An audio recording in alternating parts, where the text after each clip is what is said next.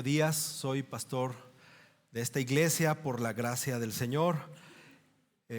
Estamos a punto de cumplir 5 años como congregación ya pues plantada, ya con servicios públicos, y de verdad le damos gracias a Dios por lo que Él ha hecho en todo este tiempo. Gracias al Señor hemos podido ver su mano, cómo nos ha sostenido este tiempo.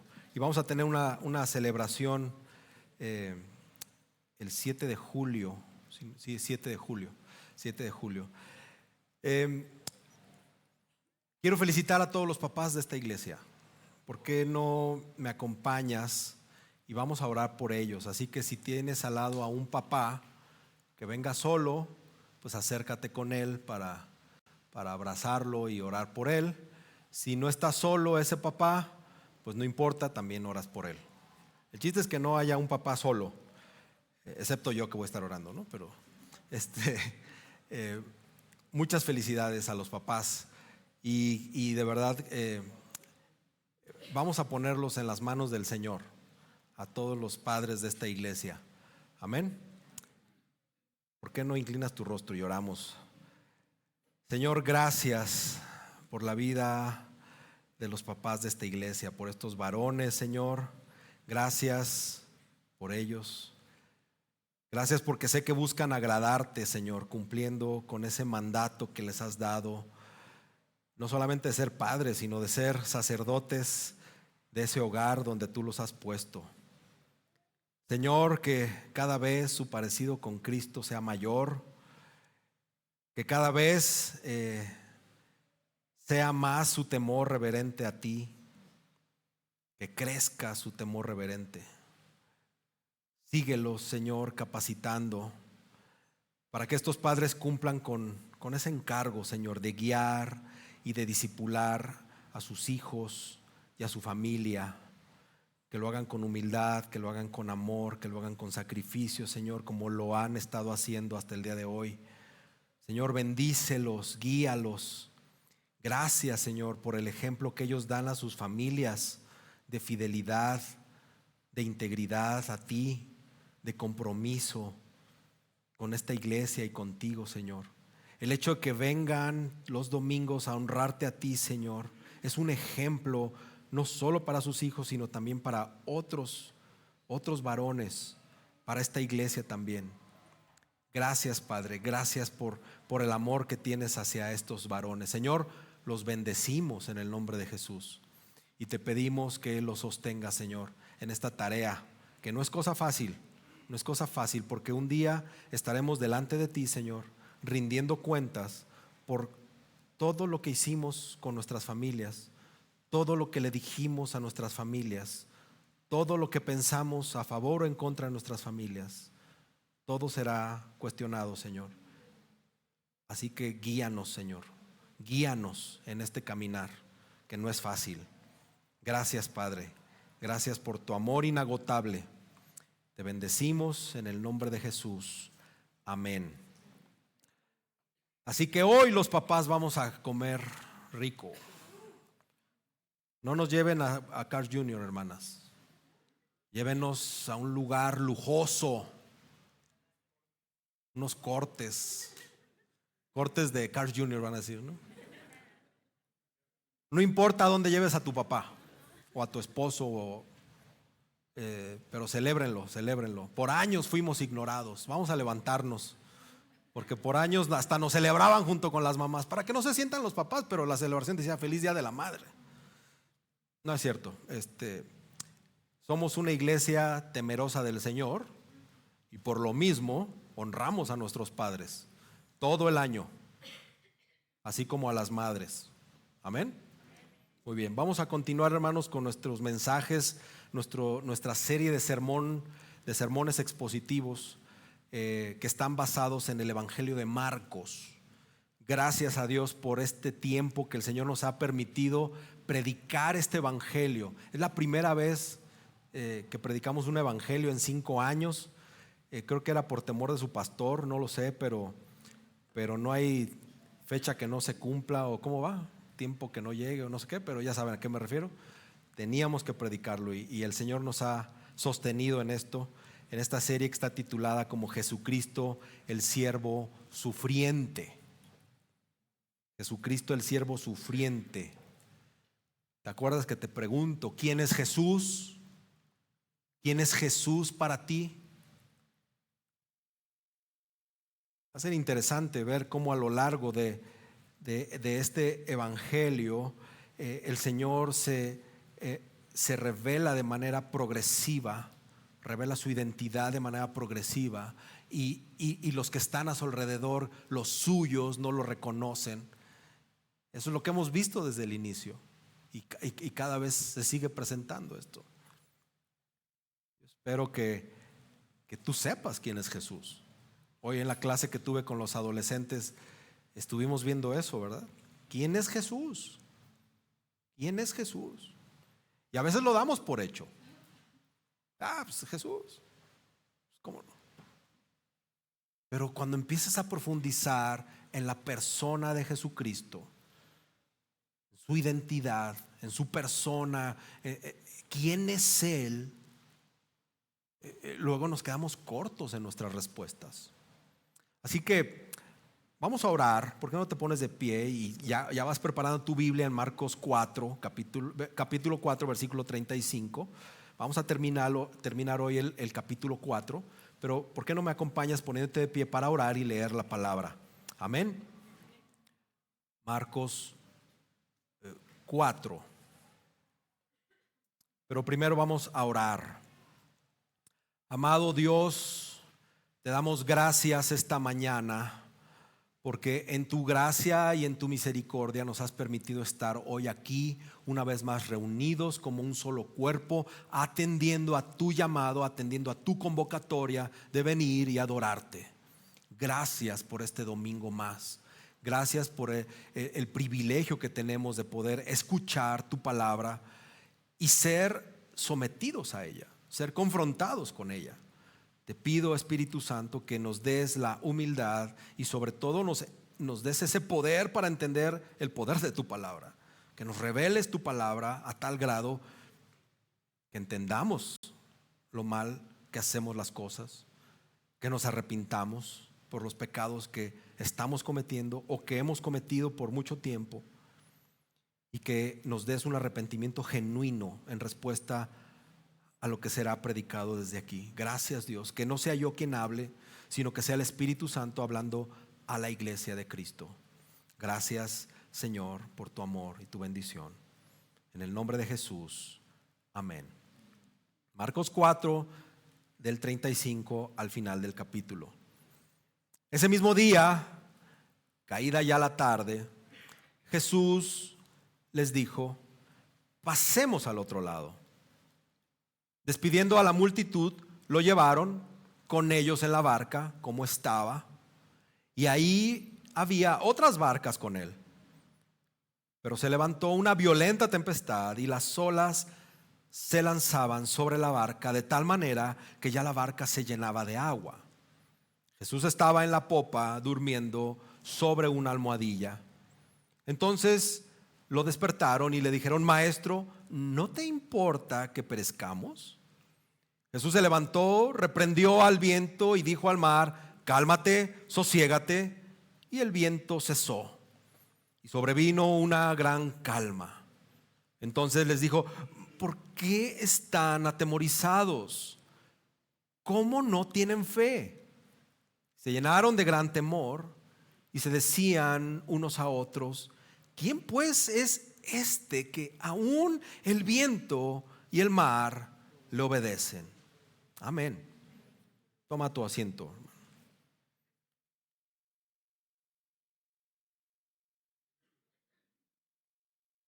Titulé este sermón: ¿confías?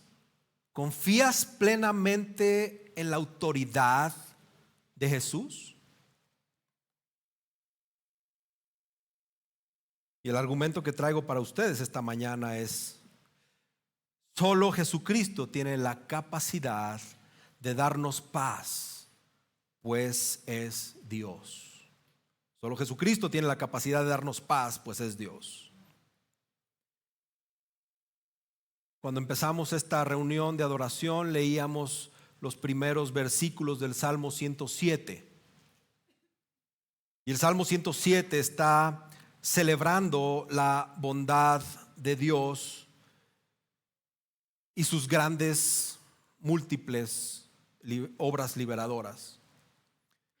Y ese es un hecho, o ese hecho de la historia donde Jesús está calmando la tormenta. En los versículos 23 al 32 del Salmo 107 nos hace referencia a estos actos que son sumamente poderosos, y quiero leértelos. Los que descienden al mar en naves y hacen negocios sobre las grandes aguas han visto las obras del Señor y sus maravillas en lo profundo. Pues Él habló y levantó un viento tempestuoso que encrespó las olas del mar. Subieron a los cielos, descendieron a las profundidades, sus almas se consumían por el mal. Temblaban y se tambaleaban como ebrios, y toda su pericia desapareció. Fíjate bien, en su angustia clamaron al Señor, y Él los sacó de sus aflicciones. Cambió la tempestad en suave brisa, y las olas del mar se calmaron. Entonces se alegraron, porque las olas se habían aquietado, y Él los guió al puerto anhelado. Que den gracias al Señor por su misericordia y por sus maravillas para con los hijos de los hombres. Exáltenlo también en la congregación del pueblo, y alábenlo en la reunión de los ancianos. Cantábamos que sobre todo Él es rey, ¿verdad? No importa el nivel de la marea, Él es rey. Gloria a Dios. Y vemos en estos versículos una verdad inevitable que desde hace 3 sermones, el cuarto, no sé, bueno, en este no, pero desde hace 3 sermones nos están repitiendo que el que tenga oídos para oír y ojos para ver, ponga atención. Quiero que veas esa imagen de Rembrandt. Jesús está ahí representado en este lago, en la tormenta, con sus discípulos, ahora ya apóstoles. Hermanos, Jesús es el Dios del Salmo 107. Amén. Jesús es el Dios del Salmo 107, que cambió la tempestad en suave brisa y las olas del mar se calmaron. Ese es Jesús.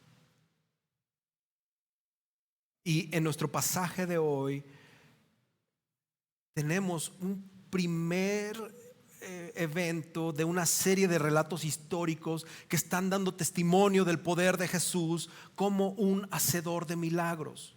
Jesús tiene autoridad sobre la naturaleza. Jesús tiene autoridad sobre los demonios. Jesús tiene autoridad sobre la enfermedad y sobre la muerte. Eso vamos a estar viendo de ahora en adelante hasta el capítulo 5 finales.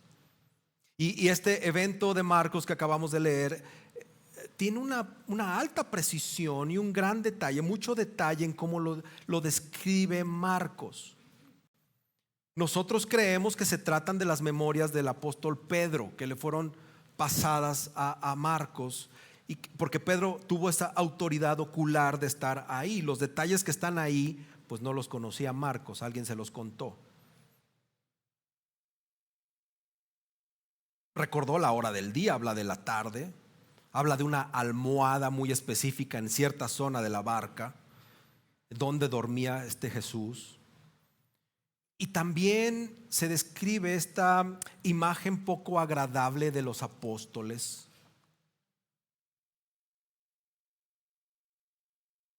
Este vergonzoso miedo, esta falta de fe.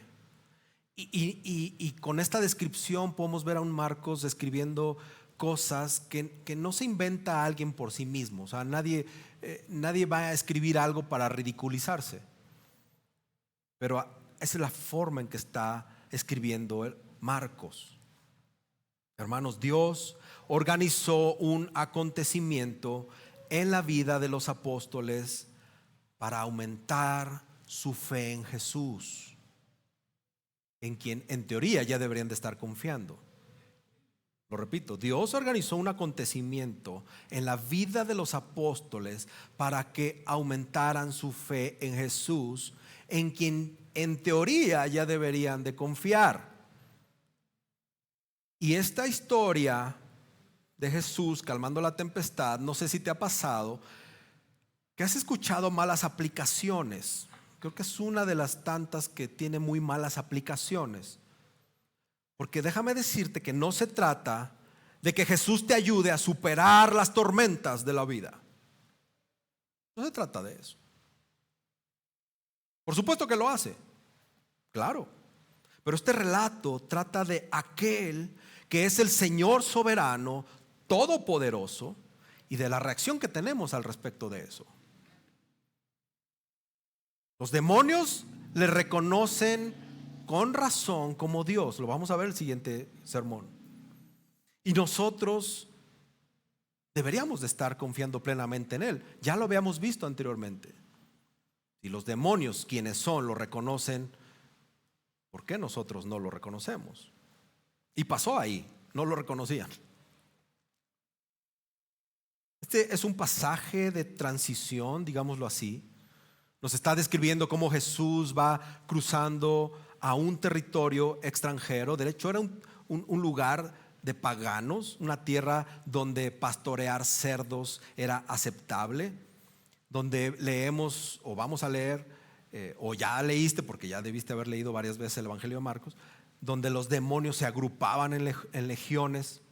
Y sí, en ese lugar había tanto judíos como gentiles en ambos lados del mar. Pero Marco está utilizando este relato de manera a lo mejor simbólica para sugerir la travesía de Jesús a un reino que era mayormente pagano. Y hay varios relatos de este tipo. De hecho, en comparación con los demás evangelios, Marcos aquí muestra a un Cristo que quizás sea más humano que vemos en los otros evangelios, pero a la vez lo muestra como el más divino y el más misterioso. Pero Marcos está resaltando el poder divino que actúa en Jesús en su relato. Ese poder que experimentaron los discípulos durante su ministerio y que se han venido afirmando a través de las generaciones, y que al día de hoy podemos nosotros aseverar esto mismo. Así que vamos a ver algunas verdades bíblicas que están puestas en este pasaje. Y lo primero que quiero que veamos es que Dios interviene en las situaciones de nuestras vidas.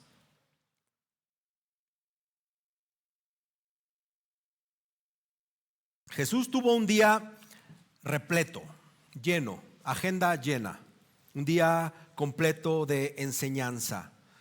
Si tú te remontas al capítulo anterior, dice que Jesús comenzó a enseñar de nuevo junto al mar, ¿verdad? Estamos hablando del mismo día, ese mismo día, ya en la tarde. Todo el capítulo 4 fue un día, aunque aquí nos expandimos. Y ahora Jesús se marcha para cruzar el lago esa misma noche. Y obviamente había que descansar, eso no tiene nada de extraño. Le dice a sus discípulos, vamos al otro lado. Y en realidad pues no sabemos en sí las intenciones de Jesús de cruzar al otro lado. Recuerdas que estaba escapando de la multitud. No sé si quería escapar, no sé si quería expandir su ministerio. Todo indica que pues obviamente quería seguir predicando. Pero algo que me llama mucho la atención es de que termina de enseñar y la palabra dice que se lo llevan así como estaba. ¿Te acuerdas que Jesús estaba en la barca? Que utilizó la barca como un púlpito, ya no para huir, era una herramienta de trabajo. Entonces, Dice que así como estaba se lo llevaron. Y se dirige a esta tierra de los Gadarenos. Pero ya va una flotilla al lado de él. Yo creo que ya estos cuates de las multitudes dijeron: "No, consíguete unas barcas porque este cuate anda en barca y ya lo podemos seguir". No lo sé, pero ya no iba solo. Ya no pudo huir de ellos. Ya iban varias barcas. Pero el tema es de que Jesús, en cuanto toca la barca, se duerme. Cae inmediatamente en un profundo sueño. Y entonces la situación cambia. Se levanta una violenta tempestad. La palabra habla en su sentido de un tipo de viento huracanado. Una situación de verdadero peligro, porque las olas ya habían subido tanto que empezaron a anegarla, a llenar de agua la barca. Si viste la imagen, si me la pones otra vez, no se alcanza muy bien a ver la barca, pero eran embarcaciones de 8 metros más o menos. No eran tan grandes. Yo creo que de ahí a acá, no sé si son 8 metros, no calculo bien, pero pequeñas. Entonces empezó a llenarse de agua.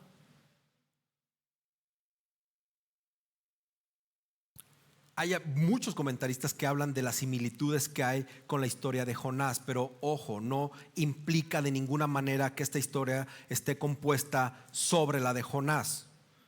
Y no vamos a ver las similitudes. Voy a mencionar algunas cosas, pero no, este sermón no trata de ver Jonás contra Jesucristo y todo este rollo. No trata de eso este sermón. Pero hay muchos aspectos que hacen ecos, ¿ok? Lo importante aquí es que tenemos que ver cómo los hombres que iban con Jesús, al menos 4 de ellos eran pescadores: Pedro, Andrés, Santiago y Juan. Ellos ya habían navegado por este lago, lo conocían por algún tiempo. Entonces podemos suponer que estos eran veteranos, pues no sé si marineros, pero sí pescadores, también pecadores, pero pescadores, marineros con experiencia, y que reaccionan como lo vimos cuando sí era una tormenta severa, pero seguramente ellos ya habían vivido algo similar. No sé si fue la misma intensidad de las tormentas que vieron antes, pero reaccionaron no como pescadores experimentados. ¿Sabían ellos de qué se trataba las condiciones climatológicas de la zona? O sea, ellos sabían que el lago estaba por abajo del nivel del mar. Sabían de las corrientes de aire que hay en esa zona montañosa y que en cualquier momento se podía venir una tempestad. Pero reaccionaron de manera no como se esperaría. Y otro detalle crucial es que Jesús fue quien nos condujo a la tormenta. No sé si esto ya lo habías visto o lo habías meditado, pero es Jesús el que provoca todo esto. Él los lleva a la tormenta. Esto no fue accidental. Esto no tomó a Jesús desprevenido. Iglesia, no hay que alarmarnos por las sorpresas y adversidades que se presentan en nuestras vidas. Son momentos divina y providencialmente ordenados en los que Dios está trabajando en las circunstancias cotidianas de tu vida y de mi vida para revelar quién es Él. Y no solamente eso, en medio de nuestras tormentas el Señor también revela quiénes somos nosotros y también revela qué necesitamos de Él. Nuestra declaración de fe sostiene que Dios está presente en su creación para sustentar todas las cosas y gobernar a todas las criaturas y dirigir todas las circunstancias de acuerdo a su santa y amorosa voluntad. Entonces las pruebas y las tribulaciones y las dificultades y los momentos de desesperación que vives son momentos en los que Dios hace su mayor obra en nuestras vidas. Cuando Él nos lleva al límite, al final, al borde, conducidos por Él, ¿qué es lo único que te queda?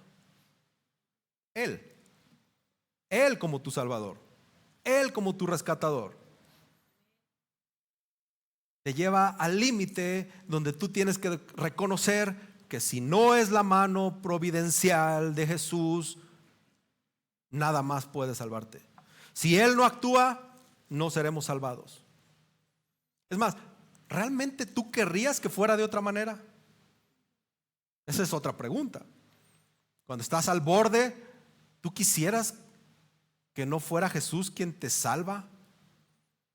Un cristiano con fe diría: no, yo quiero a Jesús, no importa lo que esté pasando. El Señor hace todo para la gloria de su nombre y para el bien de nosotros en Cristo. Él es quien nos da un verdadero consuelo. Él es quien nos da una verdadera esperanza.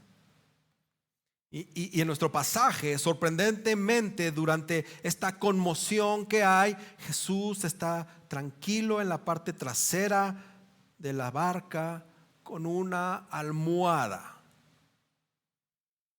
Ante estos discípulos, Él está despreocupado por lo que pueda venir. ¿Cómo pudo dormir en medio de la tormenta y el naufragio de la barca? Nos preguntaríamos quizá que una persona con ese poder no habría percibido inmediatamente el peligro. Y aquí es la única mención en el Nuevo Testamento donde habla de que Jesús está durmiendo.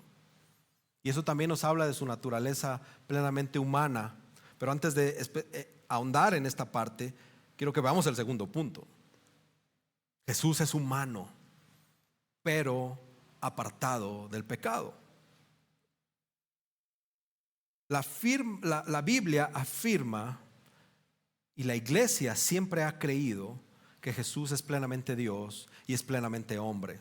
Es decir, dos naturalezas completas, perfectas y distintas, unidas en una sola persona. Jesús 100% divino, 100% humano en una sola persona. Estamos hablando de Jesús, el Dios hombre. Y la única calificación de su humanidad que podemos hablar o afirmar es que Él no tuvo pecado. No tenía una naturaleza pecaminosa y nunca cometió ni un solo pecado. Y hay dos textos que aclaran esto. 2 Corintios 5:21: al que no conoció pecado, lo hizo pecado por nosotros, para que fuéramos hechos justicia de Dios en él. Y Hebreos 4:15: porque tenemos un sumo sacerdote porque no tenemos un sumo sacerdote que no pueda compadecerse de nuestras flaquezas, sino uno que ha sido tentado en todo como nosotros, pero sin pecado. Entonces, tanto su humanidad como su deidad se exponen en esta historia,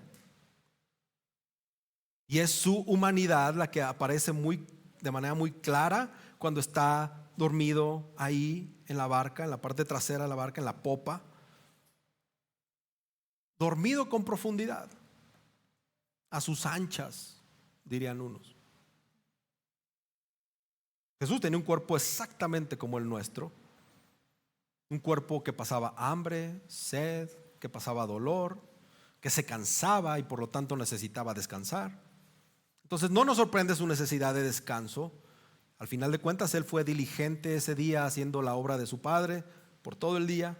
Había estado predicando a multitudes al aire libre. Entonces no era de extrañar que cuando llega la noche, llega a la barca, se duerme. Él había acabado la obra de su día. Pero viene esta parte donde creo que tenemos que poner mucha atención a esta enseñanza, hermanos. El Salvador Jesús, en quien debemos o a quien se nos manda a confiar, es tanto hombre como Dios. Y aquí empezamos a ver esta parte, esta conexión con el Evangelio, porque sino que mientras Jesús estaba descansando, Él indudablemente conocía la situación. Esto no le tomó por sorpresa. Jesús conoce tus pruebas porque Él las experimentó.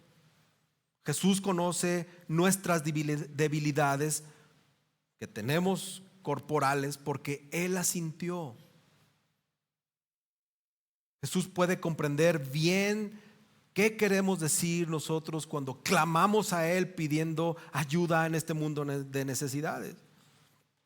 Es exactamente el Salvador que tú y yo, así como estás, con tus huesos fatigados, con tus enfermedades, con estas mentes adoloridas, en este mundo agotador, que necesitan tener ánimo cada mañana y cada noche. Pero el Señor se compadece, dice Hebreos 4, de nuestras flaquezas. Él sabe exactamente. Sí, Jesús es humano. Hoy sigue siendo 100% humano. Y Él en ese momento tuvo plena confianza en el cuidado providencial de su Padre. Pero los expertos pescadores estaban aterrorizados, mientras Jesús, el carpintero, estaba tranquilo, dormido profundamente. Jesús sabía lo que tenía que hacer. Su obra no estaba ahí nada más. Él estaba apuntando a la cruz. Su obra iba a terminar en la cruz. En el ínter estuvo confiando en el Padre. ¿Y nosotros, hermanos, cómo estamos en esa área? Ahora fíjate en el punto 3. Entramos en pánico cuando perdemos la fe en aquel en quien debemos confiar. Entramos en pánico cuando perdemos la fe en Jesús, que es en el que debemos confiar. Versículo 38 dice que los apóstoles eran presas del pánico y despiertan a Jesús. Ahora sí, como aquella vez Jonás, el capitán despierta a Jonás, lo regaña por dormir mientras ellos iban a morir. Aquí los apóstoles lo despiertan y lo critican. Critican a Jesús. Marcos dice que le dijeron maestro, Mateo dice que le dijeron Señor. Es un términos que muestran respeto. Pero conforme va avanzando el relato, vemos que en realidad no están comprendiendo que Jesús es más que un maestro o alguien a que se le merezca un respeto cordial. Ellos no lo reconocen como hijo de Dios, como el hijo del hombre. Le dicen, maestro, ¿no te importa que vayamos a morir? ¿No te importa que perezcamos?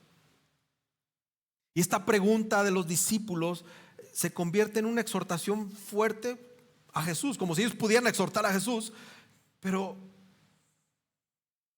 no es la respuesta que debería decir los que han convivido con Jesús. Y nada más un paréntesis como un dato interesante. Ve cómo escribe Marcos con esa franqueza. Mateo 8 y Lucas 8 parece que suavizan esta historia, la hacen un poquito más políticamente correcto así. Pero Marcos directito lo escribe con una manera franca. Pero bueno, cierro paréntesis. Estos hombres que caminaron con Jesús, ya tenían tiempo caminando con Él, reaccionan y muestran el fruto de su pánico. Para empezar, no le dan un trato cortés a Jesús. Y ellos ya habían estado con Jesús el tiempo suficiente para dar por sentado que Él iba a tener la solución ante un problema que estaba fuera de control. Ya lo habían visto hacer cosas sorprendentes. Y vemos esta reacción humana normal por algo que no podemos controlar. Y no estamos viendo la respuesta espiritual que uno esperaría de aquellos que han estado con Jesús. Ahora, todos tenemos este tipo de reacciones no espirituales cuando enfrentamos imprevistos que además son incontrolables. No sé si te ha pasado. Y que luego no respondemos con la espiritualidad con la que nos manejamos aquí en la iglesia.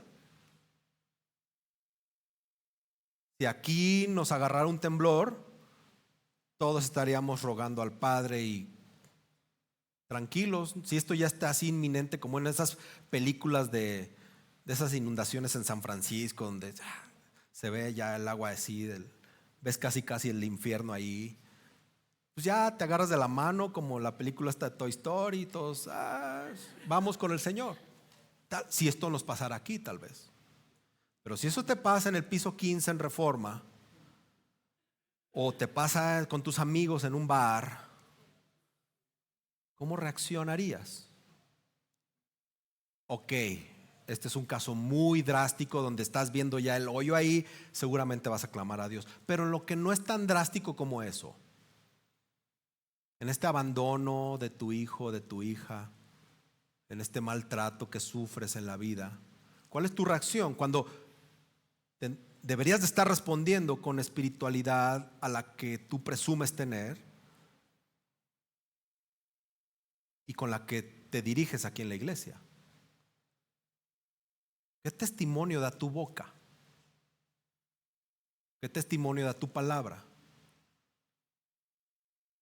Es que esto no está catalogado como grosería en Islandia y ya la dices por default. ¿Será que hablas por la abundancia que hay en tu corazón? Luego vemos a estos discípulos, ahí te dejo pensando eso, yo les sigo. Luego vemos a los discípulos exigiéndole a Jesús, oye, ¿no te importa que vayamos a morir? ¿No te importa que perezcamos?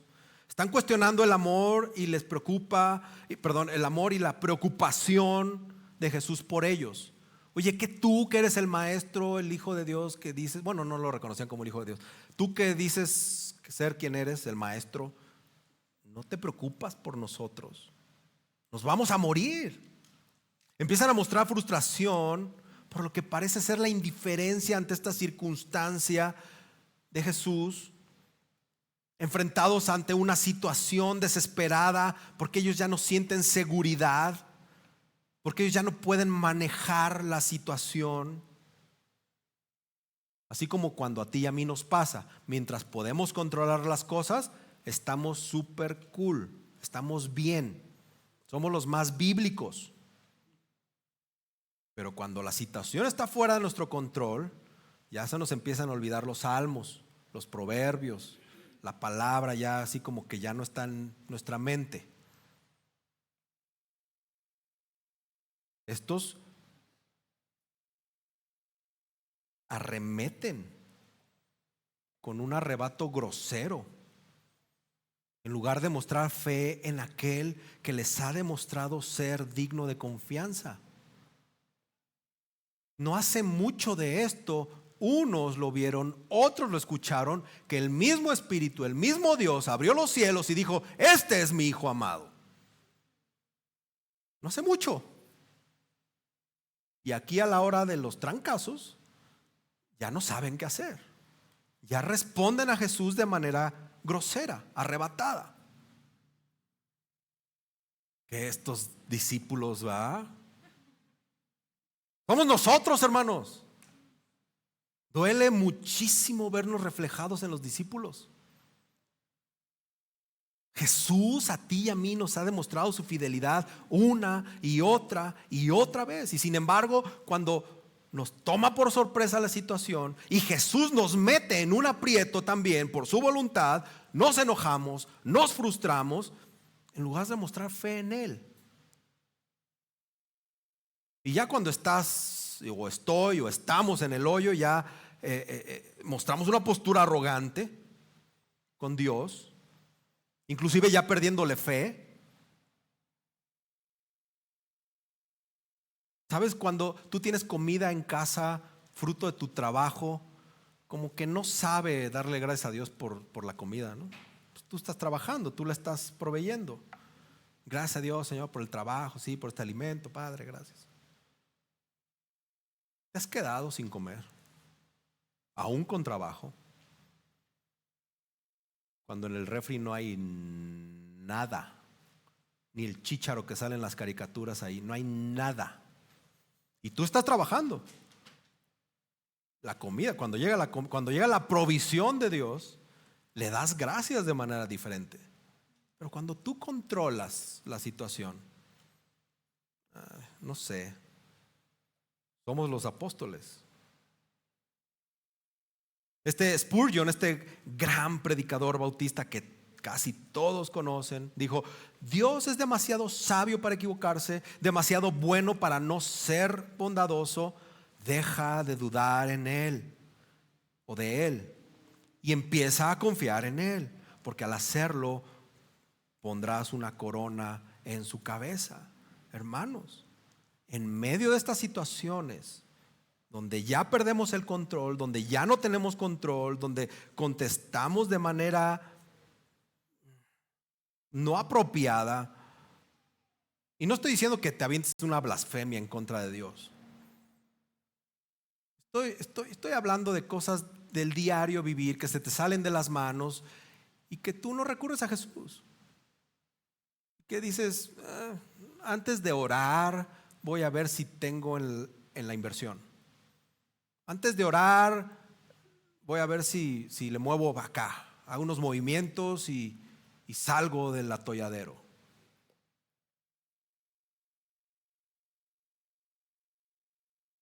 ¿Cuántas veces te ha pasado que entras en pánico? Pánico escénico en la escena de la vida, y que pierdes la fe en Jesús. ¿Te ha pasado, hermano? Sí, a mí sí. Otro punto: Jesús tiene autoridad sobre la naturaleza porque es Dios. Así de sencillo. Este punto se tendría que predicar solo, así nada más con eso. Jesús tiene autoridad sobre la naturaleza porque es Dios. Pero sí voy a hablar de eso. ¿Sabes? Dios es Dios y es 3 veces omnisciente, omnipresente, omnipotente. Es omnisciente porque conoce todas las cosas, las actuales y las cosas potenciales.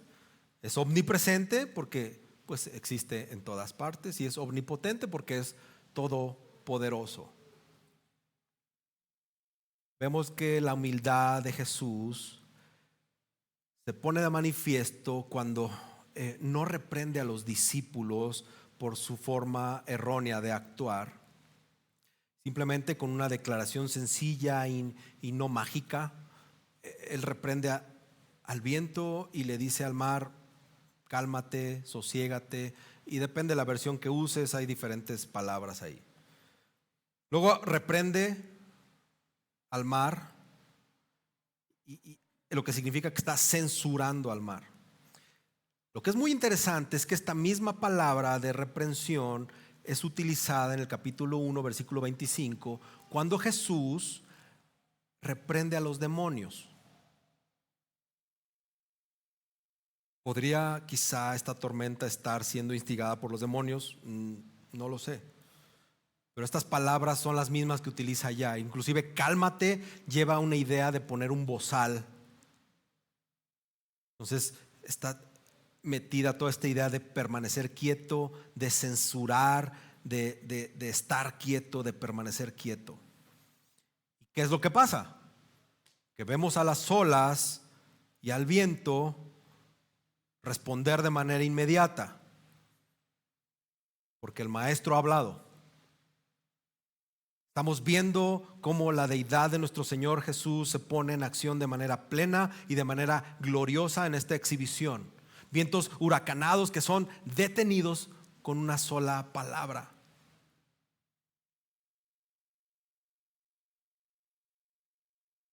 Ahora, no sé si has pensado en esto. El milagro podría ser evidente tan solo el viento se parara, ¿verdad? Pero se ve evidente el milagro por la repentina calma del mar. ¿Te ha pasado que mueves una pecera con tus pececitos? Aunque la dejes quieta, el agua toma su tiempo para estabilizarse. Ve aquí cómo el poder de Jesús hace lo que hace. Calma los vientos y en ese instante el mar queda completamente quieto. Tendría que haber estado agitado por la tormenta, pero no fue así. El Señor mostró su poder, calma el viento y aplaca el mar instantáneamente. Una respuesta a la orden de Jesús instantánea. El viento se calmó, Puedes ver el poder de Jesús con tan solo hablar 2 palabras. Solo Dios podría hacer esto, y Jesús es Dios.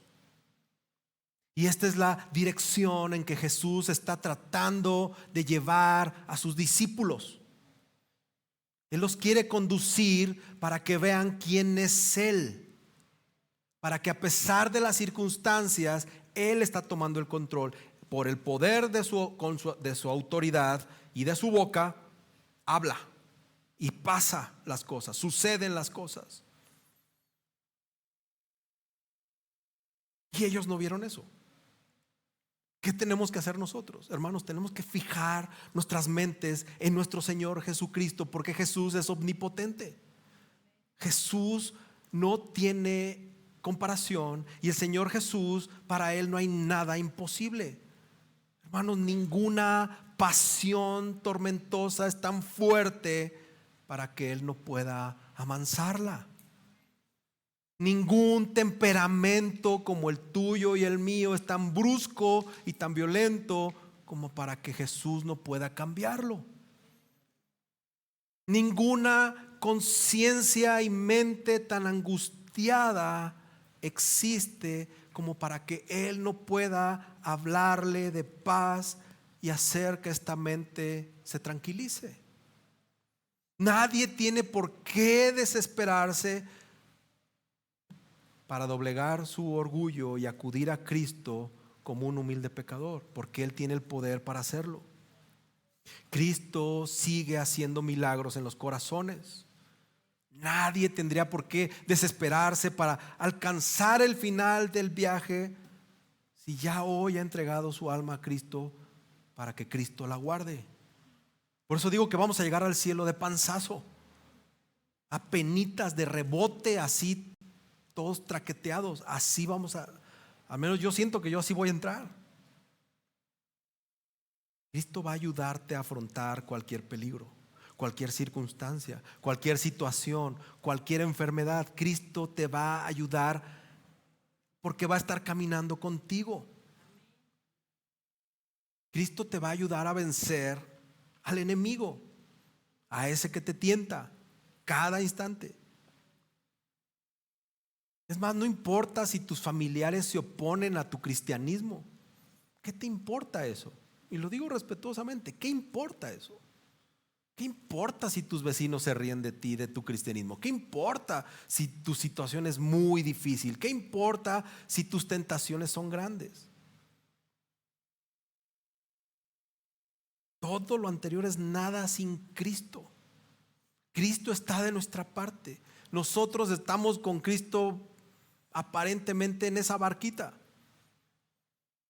La Biblia dice que mayor es el que está por nosotros que todos los que están contra nosotros. Entonces, solo no caigamos en lo que te dije que está mal aplicado este pasaje, donde viene la tentación, o viene la prueba, o viene la angustia, o viene la adversidad, o la enfermedad, y ya das por hecho que vas a salir victorioso porque Cristo va a vencer por ti. Y empezamos luego a decir cosas pues, que nos enseñan en otros lugares que tenemos que decir, declarar, decretar, y pues no se puede. A nadie le tuerce la mano a Dios, y si el Señor quiere que te mueras de esa enfermedad, te vas a morir porque así lo determinó Él. Y no importa que estés orando mucho a Él, si Él lo ha decretado, así va a ser. Él es soberano. Pero lo que es diferente es que si tú no tuvieras a Jesús, ¿cómo estarías caminando esa adversidad, esa enfermedad? De entrada, tenemos la esperanza de que al cerrar los ojos, al morir, vamos a abrir los ojos inmediatamente delante de su presencia. Esa es la gran diferencia. Entonces yo no tengo nada que decretar ante la tormenta, no tengo nada que proclamar ni declarar, porque no tiene nada que ver eso. Al contrario, a través de mis tormentas veo el poder de Jesús, y eso me da paz, porque digo, pues no importa si me muero, no importa si se muere, no importa si me deja, no importa si lo dejo, no importa si me enfermo, no importa si se enferma, no importa.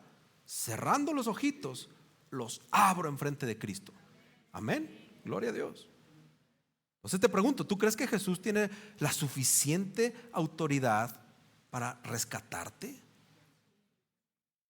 ¿Confías en la autoridad de Jesús? ¿O entras en pánico cuando esa situación ya no está saliendo como tú quieres? Entras en desesperación. ¿Tú crees que solo Jesús tiene la capacidad de darte paz en medio de la tormenta porque Él es Dios?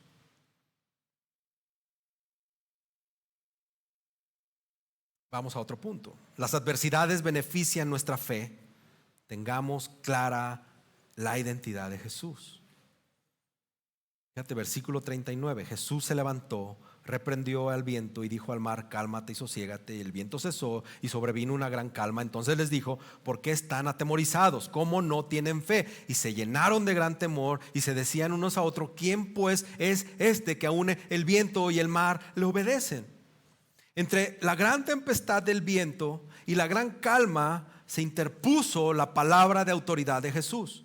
Él se dirige a sus discípulos y les da una leve reprimenda y les dice: ¿por qué tienen miedo? ¿Por qué están tan atemorizados? ¿Cómo es que no tienen fe? Si tú hubieras visto los cielos abrirse y que dijera: este es mi hijo amado, no caerías y decir: yo tengo fe. No hay otra cosa. O sea, acabo de ver lo que acabo de ver. Yo tendría fe en Jesús solo por ese hecho. Y que de repente el Espíritu Santo baja y posiciona a Jesús en la posición que tiene y lo reconoce como el Hijo de Dios, su Hijo amado. Y luego Jesús dice: oigan, ya llegó el tiempo, ya llegó el reino de Dios, arrepiéntanse. Después de que viste lo que viste, yo creo que deberíamos tener fe. Bueno, eso no nos pasó. ¿Ok? Está bien. ¿Tú te acuerdas cómo eras antes de Jesús? Que tenías un corazón podrido. Y ahora no lo tienes porque te dio un corazón nuevo. Sigues cometiendo actos de podredumbre, eso es otra cosa. Pero hoy tienes un corazón nuevo. Eres una criatura nueva. Ese es el mayor milagro. Entonces tienes los elementos necesarios para tener fe en Jesús. Ahora ya nos podemos pasar a los niveles más dramáticos. Es que mi perrito se estaba muriendo y no se murió. Es que oré y sanó. Es que oré y me llegó el depósito. Ya son las cosas como que pasan a veces y a veces no, a veces sí. Pero en realidad esto no tendríamos que estar esperando que suceda el gran milagro del depósito de 500,000 pesos para pagar. No deberíamos estar esperando ese milagro, porque el milagro ya sucedió aquí y tenemos la suficiente confianza en que aquel que murió por nosotros y nos rescató de la muerte ahora vive en nosotros.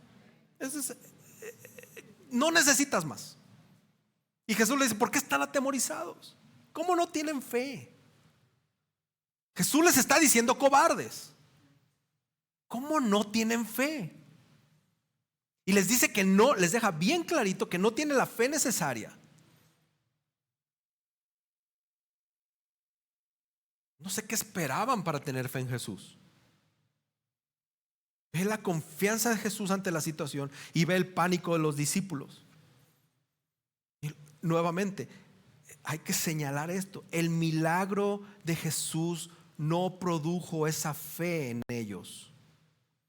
Ni siquiera, en nadie, ni siquiera en sus discípulos. Los discípulos están respondiendo como las multitudes, solo para lo que les conviene. ¿Hay cosas sobrenaturales? ¡Wow! ¿No hay cosas sobrenaturales? Luego hay personas que han venido a esta iglesia y me han dicho así ya en cortito: yo creo que en tu iglesia no hay bendición porque no pasa lo sobrenatural.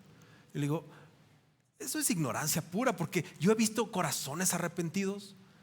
He visto cómo el Señor ha multiplicado, no los panes, pero sí los cuerpos, ¿no? Aquí se empiezan a multiplicar. No necesitamos los milagrazos acá. Mira, ahí va subiendo alguien por la pared, está endemoniado. ¿Puede pasar? Sí. ¿No pasa? No pasa nada. ¿No sucede? No pasa nada. El milagro más grande ya se dio en tu corazón.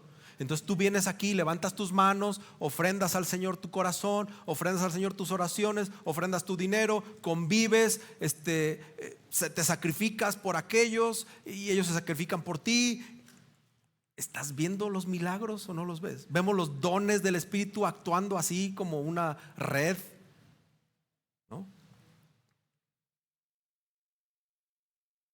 Pero estos cuates estaban atemorizados. Se preguntan, bueno, ¿y este quién es?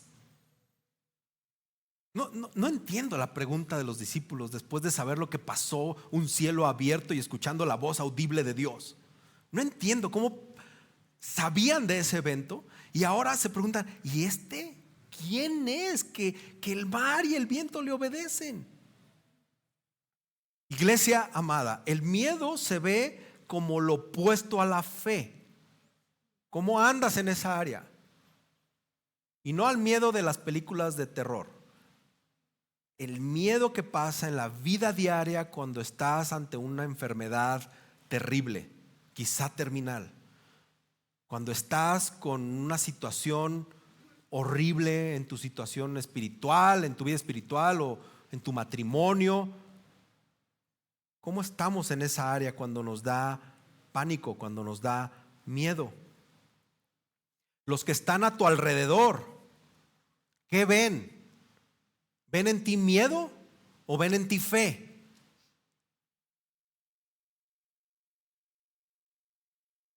Déjame decirte que la presencia de Dios es mucho más aterradora que las fuerzas más destructivas de la naturaleza, porque la presencia de Dios puede quitarte unas te quitan la vida, sí, pero Dios puede quitarte tu alma.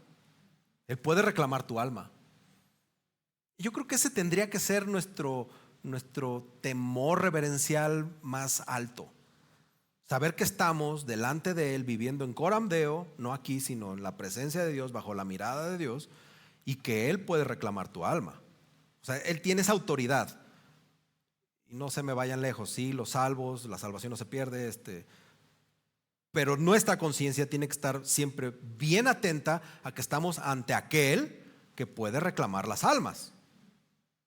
Porque total, te mueres en el terremoto, en el maremoto, en un tsunami, cae el meteorito y te mueres y ya. Pero Dios no. Con Dios es otra cosa. ¿Ok? Entonces, estamos viendo cómo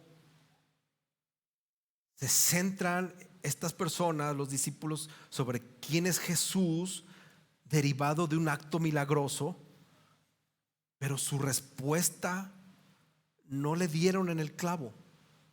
Nuevamente vemos que están errados. A estas alturas ya son apóstoles. O sea, ya los nombraron apóstoles. A estas alturas ellos ya deberían de tener una mejor comprensión de la fe y de la persona de Jesús. Y tuvo que haber sido un momento de enseñanza así de oro, pero ellos se quedaron cortos en el entendimiento. En este ojo del huracán, de la tormenta, en lugar de confiar en Jesús, los discípulos acusan a Jesús de estarlos abandonando. Y por desgracia sabemos que eso pues no fue la última vez que se vivió.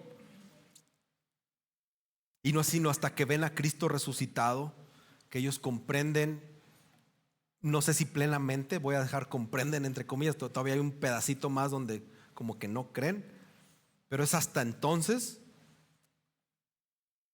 que ellos van a seguir batallando con eso. Y ya lo decía, el tema es que somos como los apóstoles. Tenemos ojos y no vemos, tenemos oídos y no escuchamos.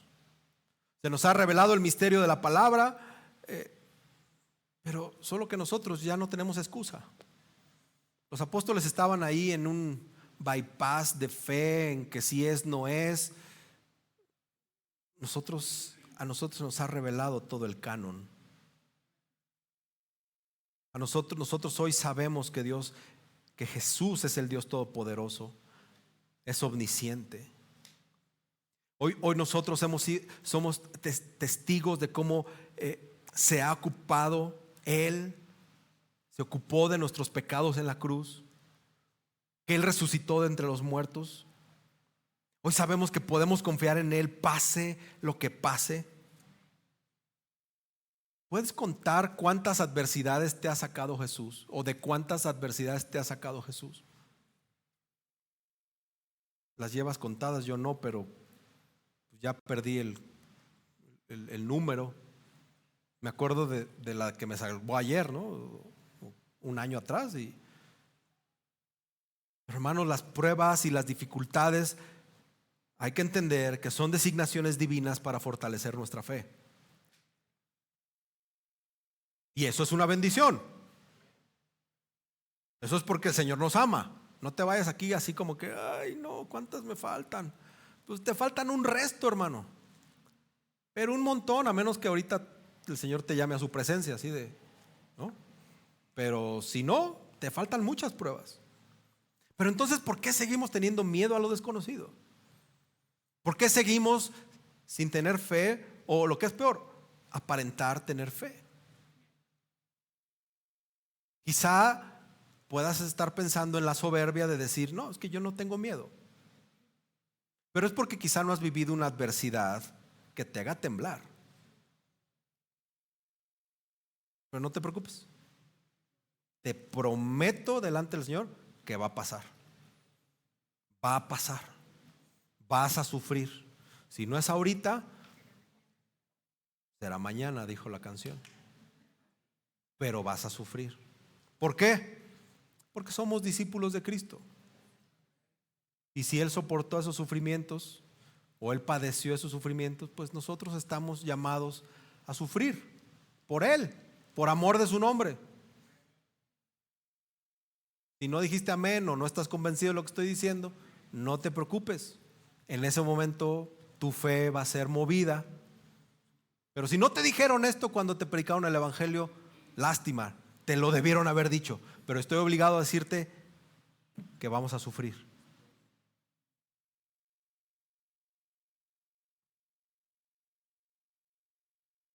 Regularmente tenemos más conciencia de Jesús porque pues Él nos salvó, Él nos perdonó y cuando muramos vamos a estar enfrente de Él. Pero no estamos confiando al 100% en Jesús como nuestro liberador. Esa es una realidad. Al momento de la tormenta corremos en todas direcciones buscando ayuda en todos lados menos en Jesús. Vamos con nuestros papás, vamos con nuestro cónyuge, con nuestros amigos, con la psicóloga, con el del banco. Y cuando estamos en medio de la tormenta, exigimos a Jesús que pare en el nombre de Jesús esta adversidad, que acabe con la enfermedad, que nos devuelva el bienestar, que devuelva como era yo antes. Y regularmente esto no sucede de inmediato. Entonces la incertidumbre continúa, porque Jesús no me responde. Entonces la fe decae. Y cuando decae la fe, bueno, empieza a crecer nuestra soberbia. ¿Y qué pasa cuando resuelves el problemón en el que estabas sin Jesús? Te haces arrogante y te haces pragmático. Entonces, en estas áreas yo no dependo de Jesús, porque estas las resuelvo yo solo. Total, yo tengo un excelente historial crediticio, entonces yo voy, pido un préstamo y resuelvo la bronca. No pasa nada. Eso es ser pragmático. Y los cristianos padecemos muchísimo de eso, hermanos. Muchísimo, más de lo que tú crees. Hay cosas donde nuestro primer recurso no es Jesús, no es la oración. ¿Y qué hacemos? Ahorita le hablo a un cuate que muévela acá y que le allá y que súbele y bájala, saco el préstamo hipotecario, agarro la factura, entonces le transfiero acá y puedo acá y ya tengo aquí la solución. Y Jesús, nomás viéndote así desde arriba, este cuate está peor que Pedro.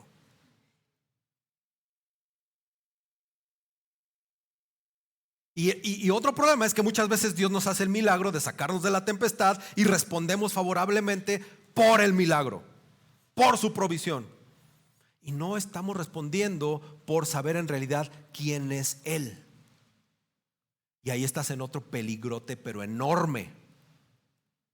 Hay muchas iglesias, hermanos, muchos lugares que están llenos porque les han prometido milagros. Y sucede un milagro y todos están ahí esperando el suyo, creyendo y respondiendo a Dios por el milagro. Y si no se le pega la gana a Dios darte el milagro, no crees en Él. Jesús no es Jesús. Jesús no es omnipotente. Jesús no es Dios. ¿Qué tenemos que hacer?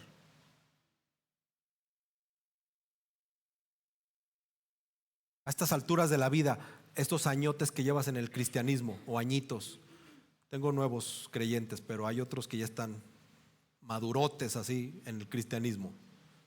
A estas alturas, ¿tú ya caíste en cuenta sobre quién es Jesús?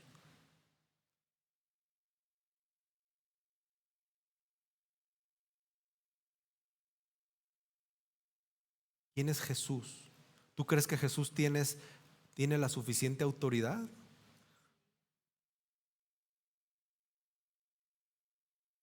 ¿Crees que Jesús, solo Jesús, tiene la capacidad de darte paz porque Él es Dios? ¿Con milagro o sin milagro? Solo Él, por quien Él es. Hemos venido leyendo a lo largo de lo poquito que llevamos del Evangelio de Marcos, que Jesús está revelando su identidad de manera progresiva, y hay un tiempo que todos los que están alrededor de los discípulos o del pueblo de Dios lo reconocen, hasta los demonios, pero los suyos no. Yo le pregunto hoy a los suyos, a los del cuerpo de Cristo, a los que Él rescató con su sangre, hoy tú tienes un entendimiento profundo de que Dios, de que Jesús es el Cristo, profundo, de que Jesús es quien es y de que tiene poder para salvarte de la tormenta. Sí, amén, gloria a Dios. O estamos quedándonos un poquito parcos o ladeados en ciertas áreas por este pragmatismo,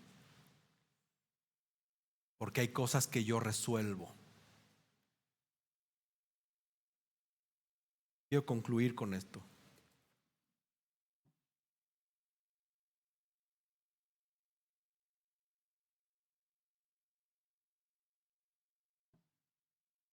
Los discípulos estaban actuando como las muchedumbres que el mismo Marcos habla anteriormente, a pesar de que ya habían caminado con Él y están con Él en el barco. Hoy podemos ver que inclusive ni el asombro ante lo divino es suficiente. Muchos años de mi vida yo pude ver la mano intercesora de Dios en mi vida y me valió. Me valió. Estaba en desobediencia, en pecado, pecaba deliberadamente, y el Señor ya había actuado milagros en mi vida y lo tiré por la borda. No me importaban los milagros de Dios. Dios pacientemente esperó y se seguía revelando a mi vida. Es más, podría hablar de tu caso. ¿Es el mismo o es muy parecido? Porque el Señor, no, es que el Señor me rescató a los 38 años. Ok, ¿y 37 años qué estuvo haciendo el Señor en tu vida? Estuvo guardando en su providencia. Mientras tú hacías las porquerías más asquerosas como yo, el Señor te estaba guardando. A pesar de que le dolía vernos pecar, el Señor nos sostenía y nos cubría con sus alas, con sus manos, hasta que el Señor puso sus 38 años como el tiempo, ¿no? Es por dar un ejemplo. Así que el milagro no es el factor. Los discípulos rechazan a Jesús o no creen en Jesús o no tienen la suficiente fe en Jesús porque no habían entendido, porque les faltaba fe.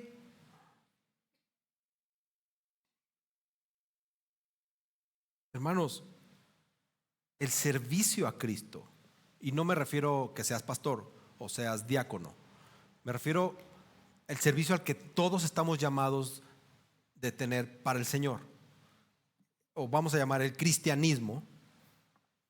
El cristianismo no nos libra de las tormentas.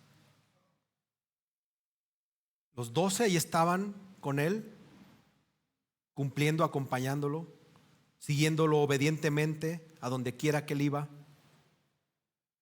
Estaban con Él mientras Él ministraba, escuchaban sus palabras. Bien que mal, seguían dando testimonio de Jesús. Iba siendo gradual, ¿no?, la revelación, pero ellos ya estaban con Jesús. Es más, a este momento podría pensar que ya amaban a Jesús, ya creían en Él, tal vez no tanto, pero inclusive no se avergonzaban de Jesús porque dejaron todo. Los discípulos dejaron todo, abandonaron todo por Él.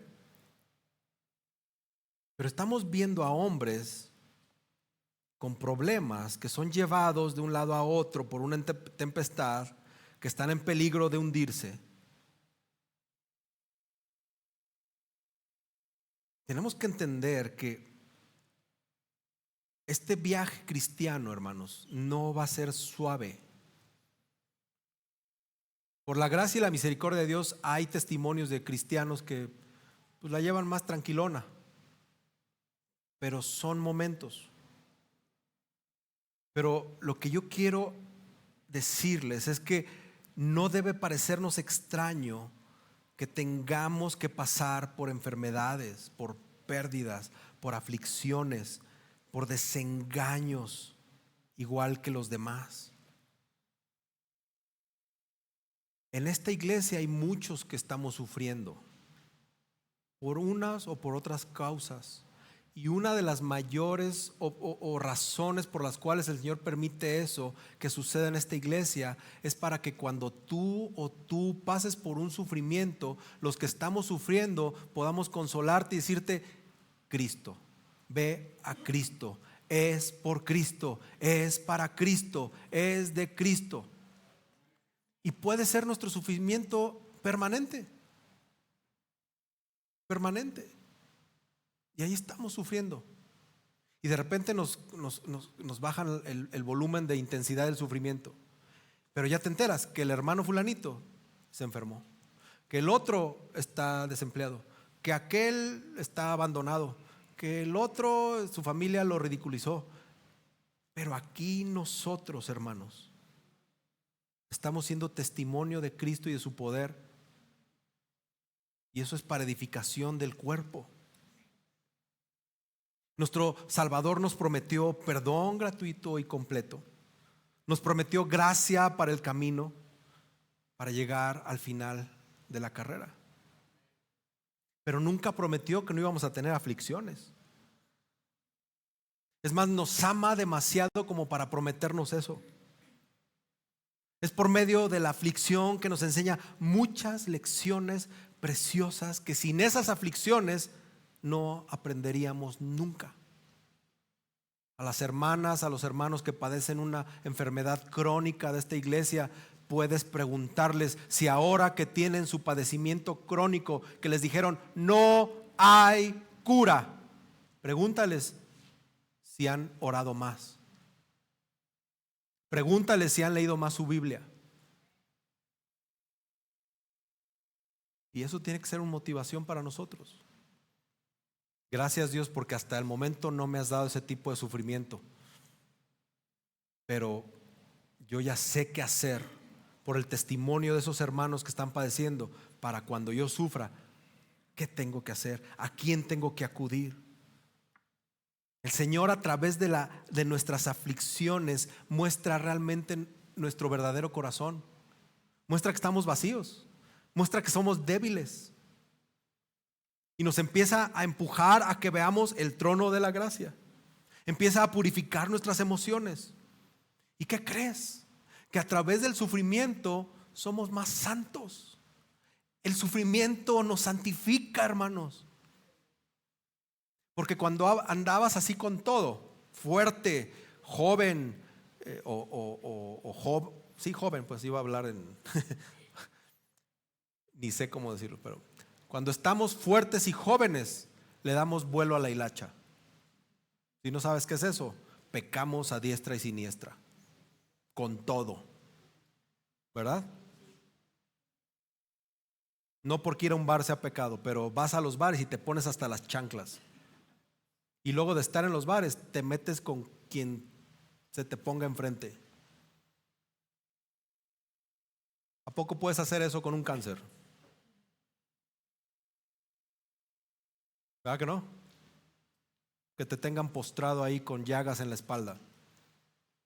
¿Verdad que no puedes irte a un bar a ser promiscuo o promiscua? ¿Qué crees que va a hacer Dios si andas de promiscuo o promiscua? Nos va a disciplinar porque quiere que no pequemos. Y si es necesario que sufras para que no peques, lo va a hacer. Porque tu alma costó sangre. Y eso es más valioso.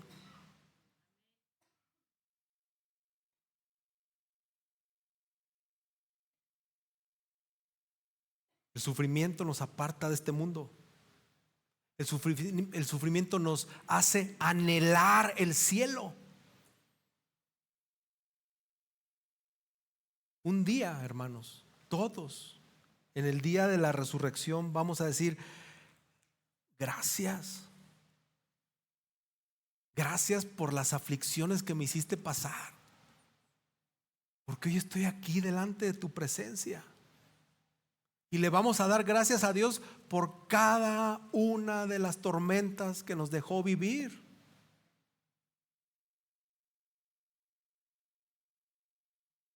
Él trató a sus discípulos con paciencia, con compasión en medio de la tormenta. Los discípulos mostraron una gran falta de fe. Sacaron los temores más oscuros de su corazón, o temores, no sé, impropios, vamos a decirlo así. Olvidaron los milagros de su maestro.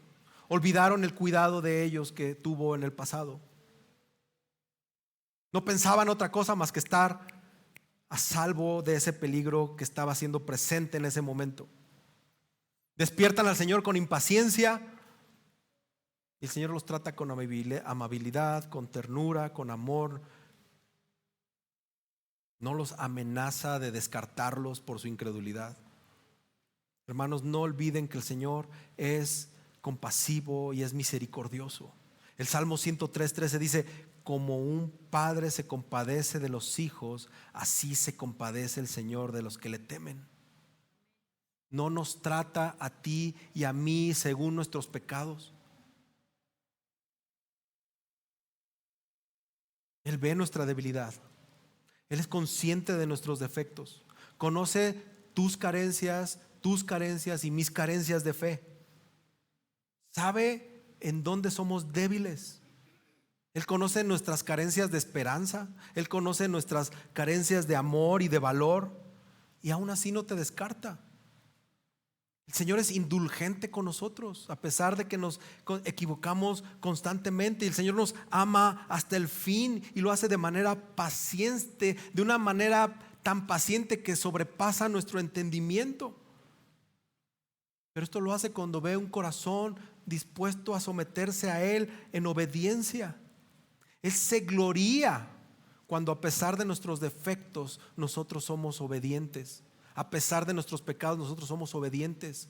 Queremos obedecerlo, no importa, me estoy equivocando mucho, Señor. Y Él dice: paciencia, te voy a ir moldeando y poco a poco vas a dejar de pecar.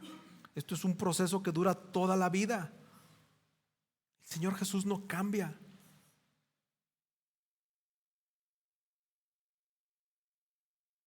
Esto es un llamado a ser más pacientes con nuestros hermanos en la fe, más caritativos.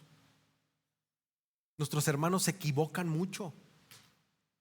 Ustedes han sido pacientes conmigo porque me equivoco mucho.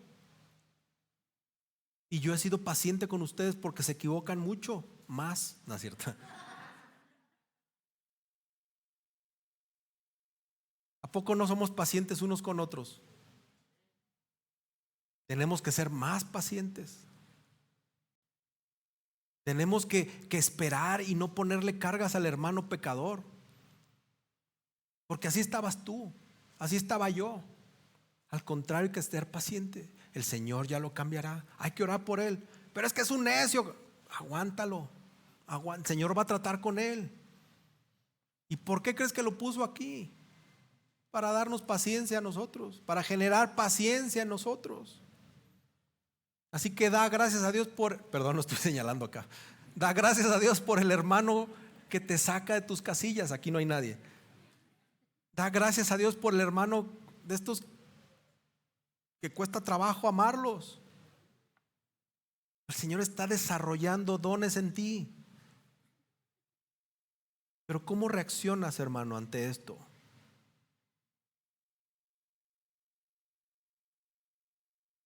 No somos perfectos. ¿Cómo estamos reaccionando? ¿Somos genuinos? ¿Somos sinceros en nuestra relación con Cristo? ¿Nos arrepentimos y creemos en verdad en Él? ¿Sabes? Jesús fue consumido por el mar tormentoso de la ira de Dios cuando Él estaba colgado en esa cruz. Jesús soportó la tormenta para que tú y yo pudiéramos tener paz y ser salvados.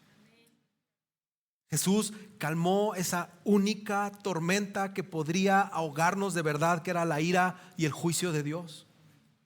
Jesús fue el que se hundió en la tormenta para emerger 3 días después como aquel que calmó la justa y recta ira de Dios contra nosotros.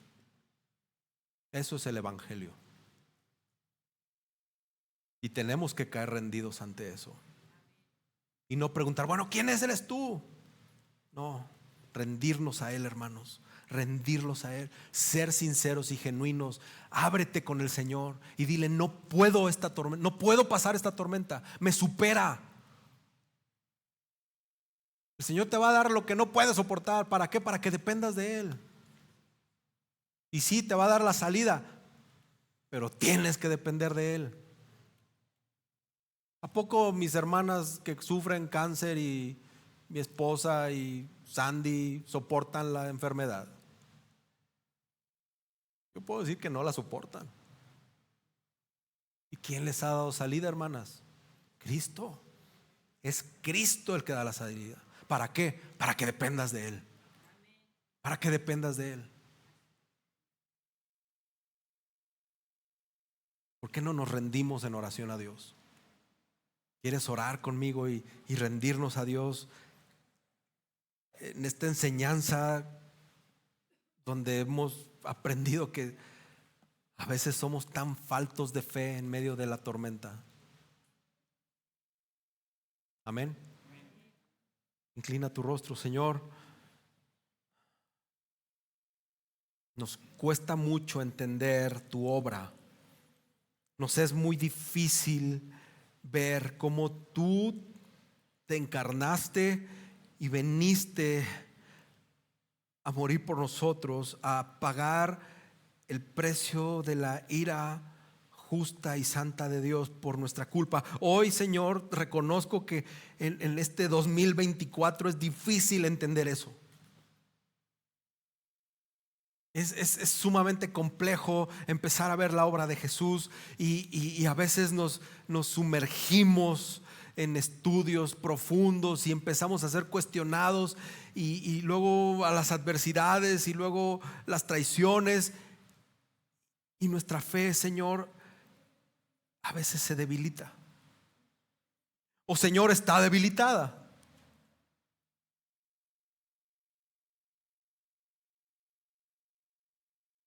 Señor, tenemos que reconocer delante de ti que hemos fallado, que el pecado remanente en nosotros ha ganado la batalla, que muchas veces reaccionamos peor que como reacciona a alguien que no te conoce, un no creyente. A veces nuestro orgullo y nuestra soberbia por conocer de Cristo es peor que un no creyente. Señor, humíllanos, porque hemos dejado de creer en ti, en esas pruebas que tocan nuestra fe, en esas situaciones donde tú provees, esas situaciones de la vida diaria donde pareciera que Jesús no tiene nada que ver o no tiene intervención. Señor, destroza nuestro orgullo. Señor, destroza nuestra soberbia. Señor, arranca de raíz los ídolos que hemos generado, este pragmatismo, este autocontrol. Señor, arráncalo, arráncalo, por favor.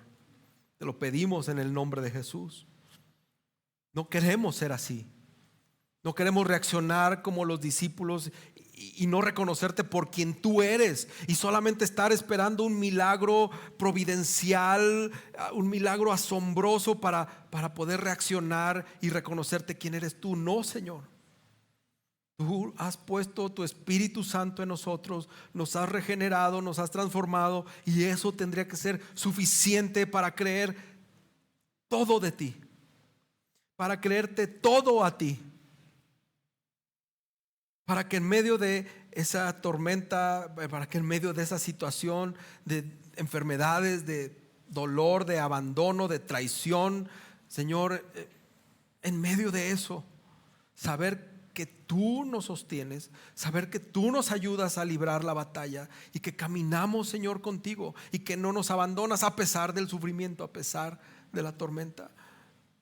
A veces las circunstancias, Señor, queremos confesar, son desesperantes, Señor. Creemos que no hay salida, creemos que estamos inundados, creemos que nos vamos a morir, Señor, y dejamos de voltear al cielo. Señor, perdónanos. Por favor, haznos más como Cristo, Espíritu Santo. Ayúdanos, ayúdanos, porque no podemos solos. Hemos fallado y hemos fallado por años. Ayúdanos a entender quién tú eres verdaderamente, profundamente, que tú veniste, Señor, como siervo a servirnos y a sufrir por nosotros. Gracias, Dios, porque sé que nos escuchas. Gracias, Dios, por tu Hijo Jesús, que es por sus medios que hoy podemos levantar nuestra voz y orar en el nombre de tu Hijo amado. Gracias. Amén, Señor. Gloria a tu nombre. Hermanos, pedí que cantáramos 2 canciones al final.